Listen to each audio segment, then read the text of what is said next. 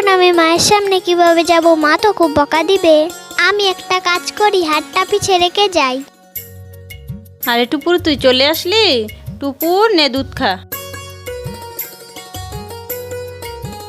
তুই এক কাজ কর, ব্যাগ নিয়ে বাজার থেকে খরচ নিয়ে আয়। টাকা যা যা আনবি লিস্ট আছে, নিয়ে আয়। ঠিক আছে মা।